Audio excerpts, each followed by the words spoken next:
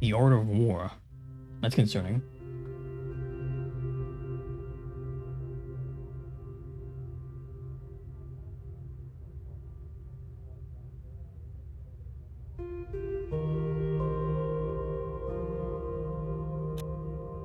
Introduce religion to the House of Delegates. Decide whether Grand Wiseman will come to future House of Delegates sessions. Sure.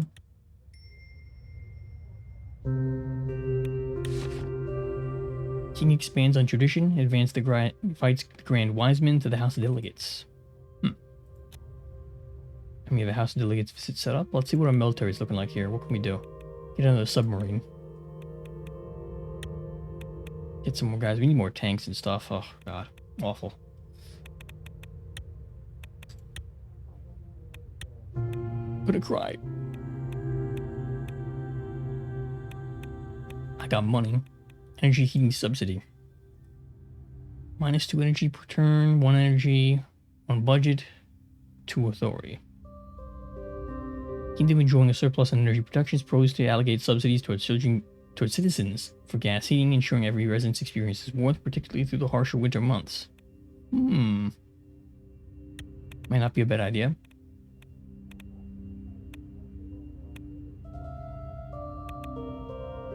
So a stimulus check, that's probably not a great idea.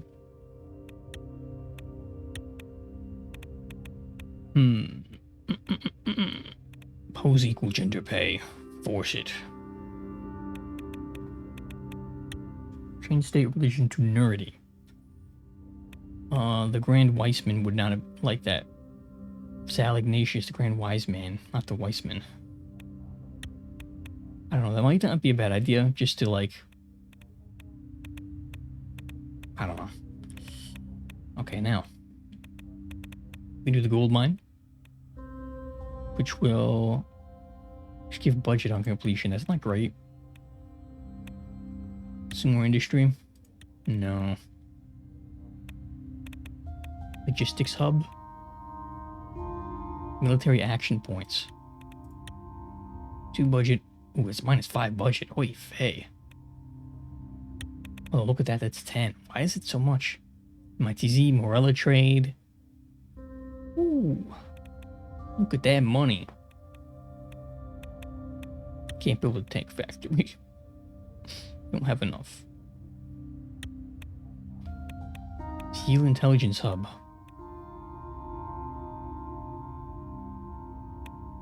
Kind of looking, maybe not. Almost Torres University.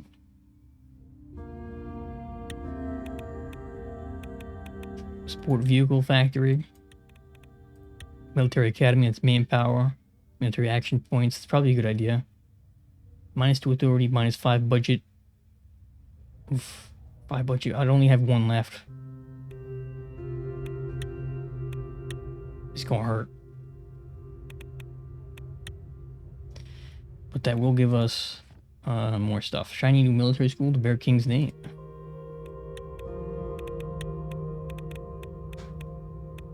The gas pipeline, the military equipment factories up and running.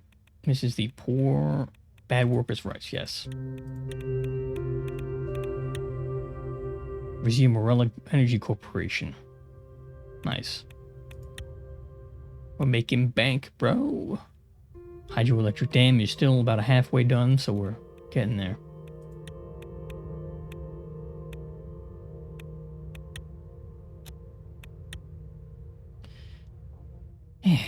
Once more, I took my seat next to Hugo in the middle of the House of Delegates. My uncle watched calmly as the representatives began filling into the room.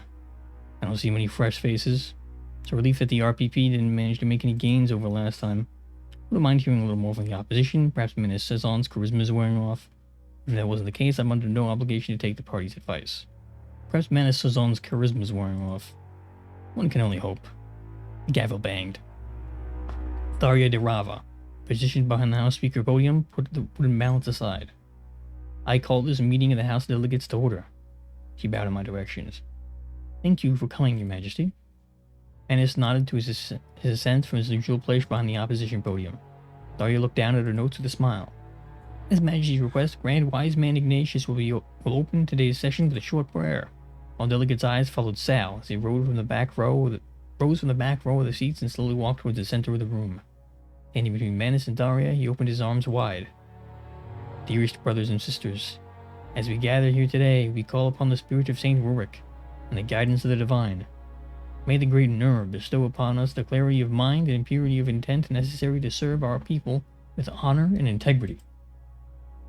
We pray for the courage to face challenges with resolve, and wisdom to choose paths that lead to prosperity and peace for our kingdom. God bless this assembly, and God bless our sovereign king. He lowered his arms.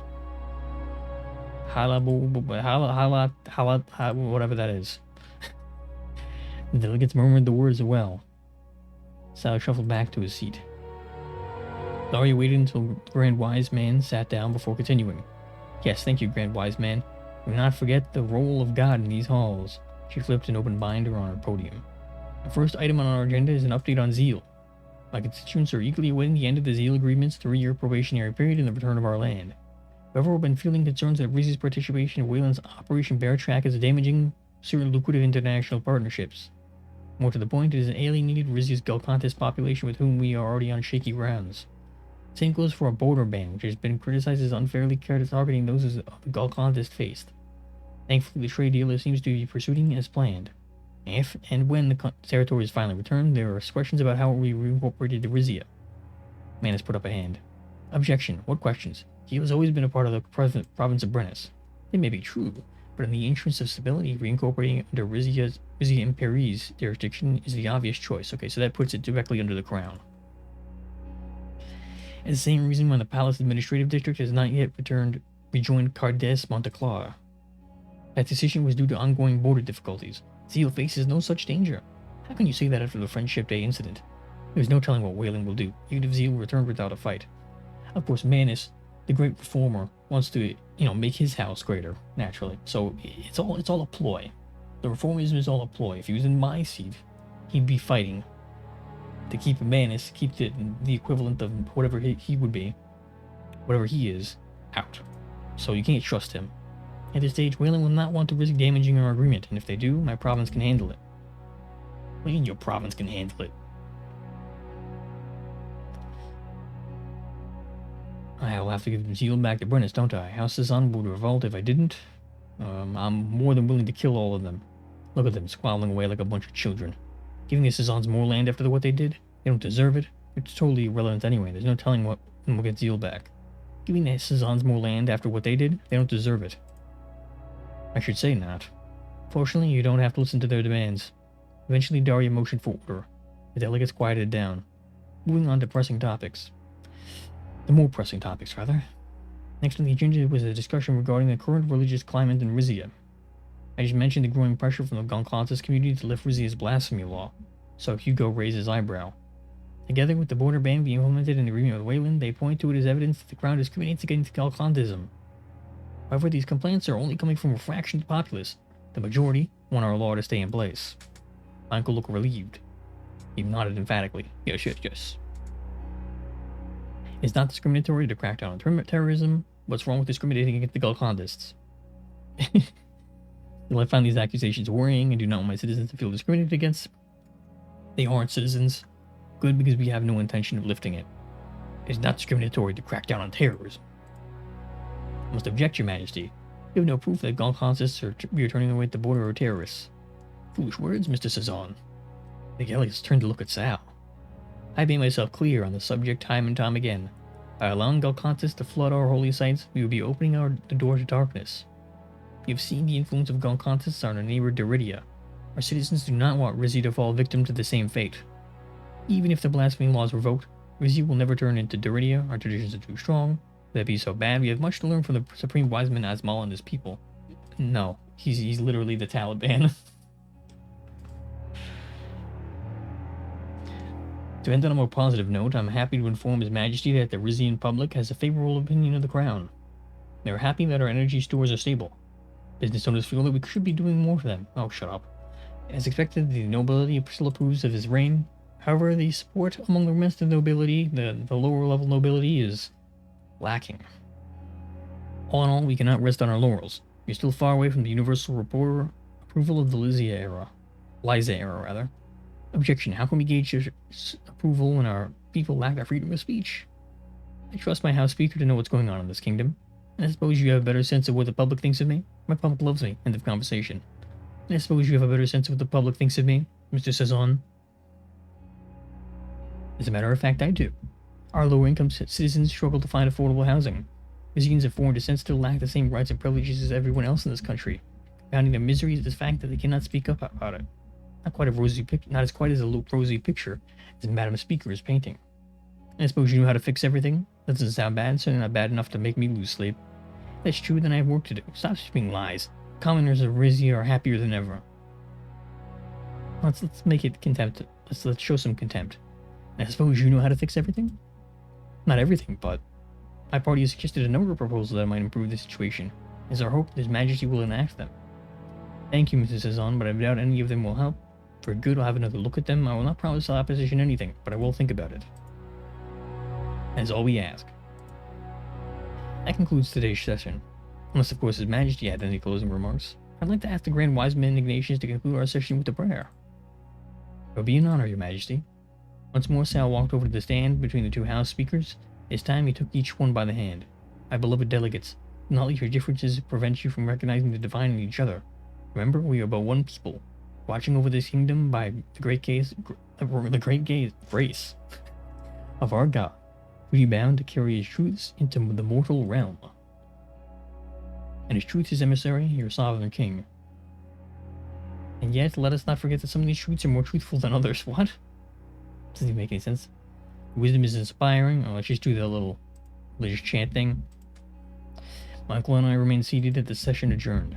Any thoughts on today's session, Your Grace? Well, it seems like Rizia is doing better than ever, so everyone loves me. That's a relief. Gotta get to work passing decrees, House of Delegates, more like a house of irrelevance. So everybody loves me? Be careful, Your Majesty. You cannot afford to fall into complacency. Picked up his attaché case and paused to look at me. It's been a while since the two of us caught up. Hope you do me the honor of paying a private visit once you get back from your trip to Rizia. As long as wine is involved. Until then, Your Majesty. Was Daria right? Was my public happy with her reign? And if she was, where would I go from here? Criminalize homosexuality. Sussy.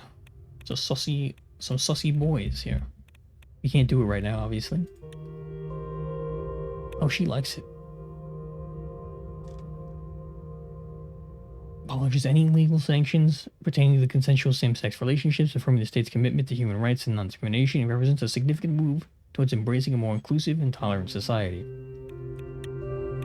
I don't have the authority to do it anyway. And once gritty Isa, signs of law and order. Aha. Very good, Ricardus. Very good. Rizia and Rizia, the Golden Kingdom meets the civil garrison. There's something about Rizia's deepening religious fervor. Interesting. Funding resistance.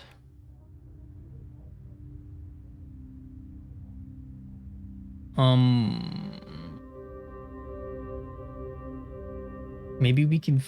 I don't know if we should fund it. I don't want to like go back on this guy, so let's not do that. And I want to save my money for later. Guild of Royal Allies. Let's see what this is. Keeping involvement in the Civil War. Very well. We do -1 airstrike, -1 ship and submarine, -1 tank, -1 support.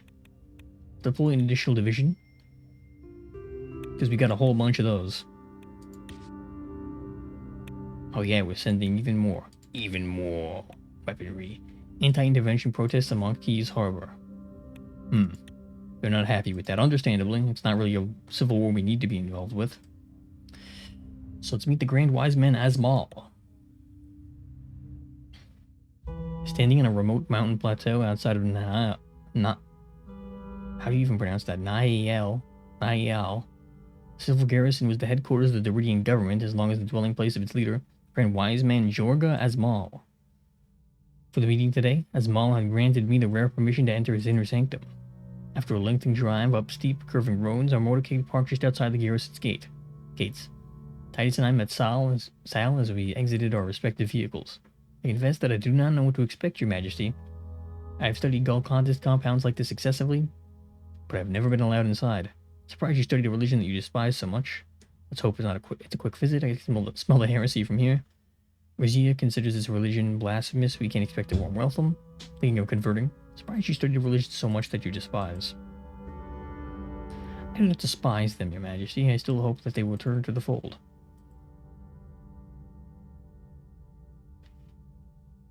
The heavy gates swung open. Rushed inside. The grounds are much larger than I would have guessed. They're about the size of Port Trizon's old town. Interesting. Gleaming silver pillar rose from the center, surrounded by a cluster of administrative and religious buildings, greenhouses, storage silos, and living quarters lined the perimeter, separated from the inner circle by a clear natural stream. The first residents we saw were women identified in identical white dresses, drawing water from the stream and carrying baskets of vegetables to and from the greenhouses. These are seekers, Your Majesty. It is said that through their physical labor they will gain the mental clarity they need to begin their pursuit of Golconda. They do all the dirty work while the true believers lounge around to do nothing. Sounds like a scam. And the fact there are no men among them is coincidence? May the Lord bless them and guide them on their spiritual journey. So you're saying if we replace our palace maids with Golcondas, we won't have to pay them? The Seeker's work is only wholly when performed on behalf of the entire community, Your Majesty. I think His Majesty was joking, sir. As the guards led us closer to the pillar, the sound of men's voices could be heard. Short, sharp shouts emitted in perfect unison. The disciples. They practice purification to spirit through strict martial regimen. I bet Titus could take them all on. Not by the sound of it, Your Majesty. He emerged in the center of the garrison. In front of the pillar was a training ground the size of a football field, flanked on the other side by white marble temples. On it, some 4 men were engaged in combat drills. Titus watched in open admiration as they executed a complex choreography of strikes, blocks, counterattacks, each punctuated by a forceful cry. A gong chimed in the distance almost instantly. The disciples spread out to form a perfect circle around us. Joga Asmal, dressed in the same robes I'd seen him wear at the Alliance of Nations, stepped out from their midst. I guess he's decided not to wash his clothes. Or his entire closet is just the same outfit. Welcome to the Silver Garrison, Your Majesty. Thank you for your demonstration. Skill of your disciples is admirable indeed. I'm humbled to be here. Your men are strong, battle ready. No time for dance moves. I'm humbled to be here. You should be, Your Majesty. His smile curled as he turned to Sal. So, Grand Wise Man, we can finally meet. I've been looking forward to it, Supreme Wise Man. Shall I lead in a Roricus birth ceremony? For this special occasion, I had something different in mind. A terrestrial, Doridian duel of generosity. Sal's face turned white. I'd rather not start things off with a fight. Let's pray instead. It would be a great privilege to participate in your holy traditions. I know better than to engage with Golcondas in the duel, Mr. Supreme Wise Man. I'm speaking to Ramus the Generous here. Bring it on. I've heard of this ceremony, Majesty. It need not be you who participates. Correct, Grand Wise Man. No weapons, no bloodshed. Each leader represented by a champion of his choosing. He spread his arms wide. Talum as... Okay, that's... Esari Zizak Nalim. The circle of men flattened out in a long line as Mal slowly walked from each one to the end and then back to the middle. He stood in front of a particularly tall, well-built disciple and bowed. The man took a step forward and returned the gesture. I shall be represented by Loran. His participation in this duel shall be his final challenge before his ascension to the rank of adept. The rest of the disciples applauded. Sal politely followed suit. As Mal turned towards Titus, my bodyguard tensed up instinctively. Captain Gordian, I've heard tales of your fighting prowess, both before and after you began serving the king. Am I right to assume that you brought the man as your champion, Your Majesty? I have. Captain Gordian shall represent me in the duel. No, I shall serve as my own champion. I can't do that with a bum leg. As fun as it would be. Or actually, I'm not comfortable with this. Captain Gordian, kick some ass. Yes, I will do my best to make the crown proud, sir. Excellent. I'm looking forward to witnessing a Rizian Golden Guard in action. Each fighter will now have 5 minutes to prepare. Orin nodded his assent and walked away. He knelt on a patch of grass, raised his arms skyward in prayer, and his face a mask of concentration. Titus removed his blazer. He performed a few stretches and started throwing practice jabs in the air. I walked over to him. Don't pull any punches, Captain Gordian. Showed you Rizia what a real fighter looks like. I know you can take him, but I want you to let him win. Don't interrupt his preparations. Remember, the stars of St. Rourke shine on you alone. Now pray to God for successful battle. I'll do that, Your Majesty. He knelt on the ground and began murmuring prayers. A short while later, another gong sounded. Disciples formed a tight circle around Titus and the man Joga Azmal called Loran. The Supreme Wise Man stepped between them. The duel will last 10 minutes, or until one opponent acknowledges the other's superior skill in combat. Should a fighter draw blood, the duel will be called off immediately. Its results void before the Lord. You will bow to one another, and the duel will commence. He stepped back into a circle. He and the disciples began a slow, deep-voiced chant in Deridian as Titus and Loran bowed to each other. And when they began sparring, it was obvious how evenly matched they were. The Deridian fighter moved with fluid unpredictability. Titus with sharp, deliberate precision. Each strike was met with a parry, every advance with a retreat. I snuck a look at Joga Azmal. The Supreme Wise Man seemed utterly spellbound by the spectacle unfolding before us. Suddenly, I heard a cry of pain. Titus was doubled over on the ground, clutching his side just below the ribcage. Damn.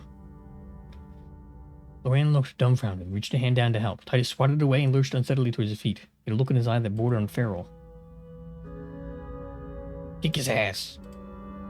Something seemed to snap in bodyguard. He became a whirlwind of fists and feet, landing blow after blow on his Deridian opponent.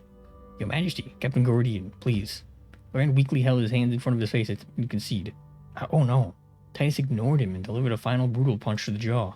The Deridian staggered backwards. He spat out a blood-covered tooth before collapsing on the ground. Stop the duel! Chanting ceased and the circle broke apart. Azmal rushed to his champion's side. What happened? Explain yourselves. Forgive me, Supreme Wise Man, I got carried away. I'm sorry, Supreme Wise Man, my champion behaved disgracefully. Or, your man played dirty. He deserved to become an adept. Forgive me, Supreme Wise Man, I got carried away. Titus coughed. No, it's my fault. I was taken by surprise and it broke the rules. Loran sat up in a daze. Azmal signaled for the pair of disciples to lead him away. Don't despair, my champion. The day of your descent will soon come. He stood up and brushed off his robe imperiously. You wanted to talk? We will talk, but your root must stay outside. Oh, well.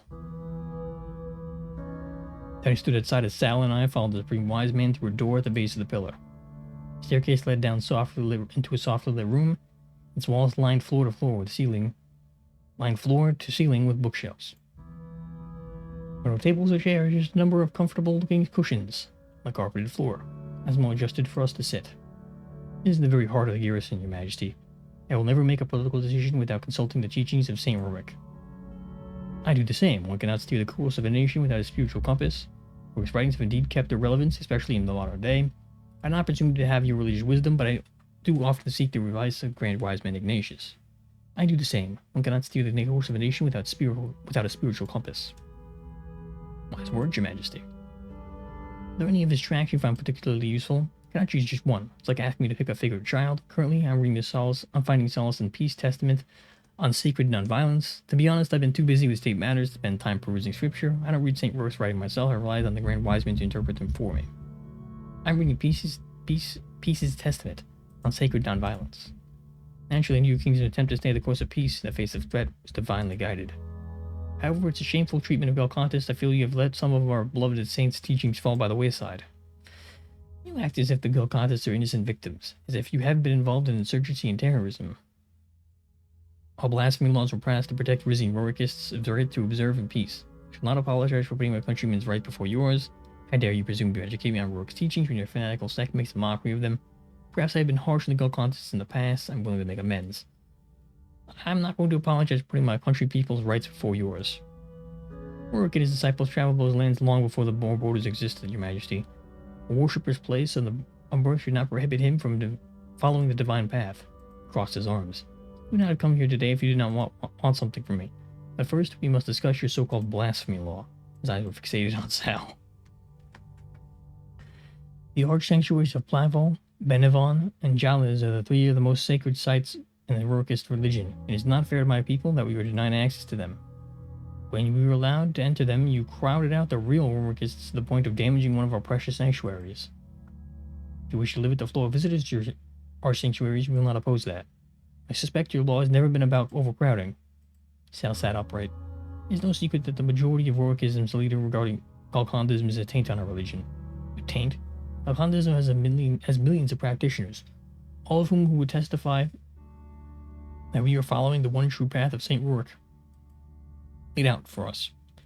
A true path that involved the oppression of women. Rurik would never have condoned homosexuality. Doesn't enlightenment through violence directly contradict Rurik's teachings? Here's a point, Grand Wise Man. Who would we to say that our form of Rurikism is the only correct one? No, we'd never say that. Doesn't enlightenment through violence directly contradict Rurik's teachings? Not violence. As Rurik wrote, one must hone the discipline of the body as well as the spirit to guard and to guide the virtues bestowed by the divine. Yet in the quiet whisper of peace, truth and righteousness take root and flourish. I do see this wisdom of the Supreme Wise Man's quote. My Grand Wise Man speaks the truth as always. Don't you see? You are both right. Quotes will get you nowhere, gentlemen. Let's get back to the real world. Don't you see, gentlemen? You're both right. Both men glared at each other. We don't have to agree on each other in order to practice diplomacy, Supreme Wise Man. Can we not get around this? Your people are guests in our country, Supreme Wise Man. You shouldn't abuse their privileges. I still don't understand the importance of these particular sites. Can't you build your own temples? No, that's stupid.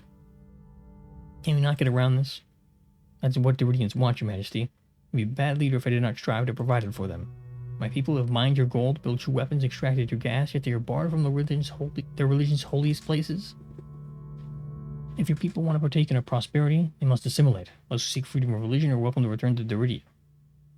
If Doridians and Rizia are compensated for their labor, how many years with one's toil is one of your secrets before seeing a cent of wages? It is not Doridian laborers we are worried about, it is holy pilgrims.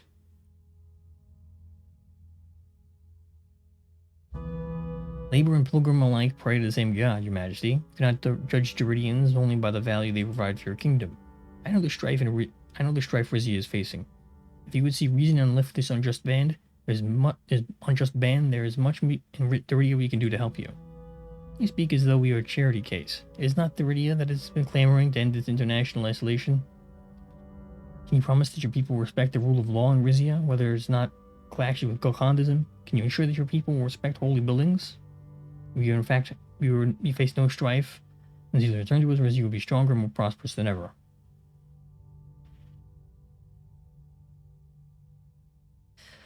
I'm kind of uninterested in doing anything with this guy because we have been friends with Smolak, and Smolak doesn't like this guy, and Morella also doesn't like this guy, I believe. So, I don't know if we can grab anything out of this guy, let's see, but I'm not going to be jumping through hoops to fix things. Indeed, we can help each other. You tread a dangerous path, Your Majesty. I do not know Rizia can tolerate an influx of Galkandists. Much as I would like to lift the ban, currently lack the resources to pass such an impactful piece of legislature. There will be no influx. Our laws are staying the same. Indeed not, Mr. Asmal. Do not presume to order me around like I'm one of your disciples. I don't have the resources to pass such impactful legislature. He looked at me as if trying to judge whether I was serious. Very unfortunate, Your Majesty. There's nothing we can accomplish today. I beg of you both to get out of my compound. He gestured to the door. Sal stood and looked at him in the eye. It is not too late to repent, Supreme Wise Man. I could say the same to both of you. He ushered us out of the room and up the stairs. Outside, Titus was sitting by himself, his eye on the group of disciples exercising some distance away. On seeing me, he rose and snapped to attention. Majesty, shall we go? Yes, we have enough time here, plus Asmal's man didn't give you any trouble while you were gone. They wouldn't dare, Your Majesty. Asmal extended his hand to me. Kiss him. Oh my. Do a little tongue kiss. I have a little tongue kiss for Osama bin Laden here. He quickly stepped back in outrage. Please don't mock our sacred tradition, Your Majesty. The sounds of sung hymns and clashing swords accompanied us as we made our way out of our compound. I knew that I would never see the Silver Garrison again. He doesn't want me to smooch him. What a jerk. Why not? Let me smooch. Let a man smooch. You have low military equipment stockpile. Okay. Meeting with Uncle Hugo.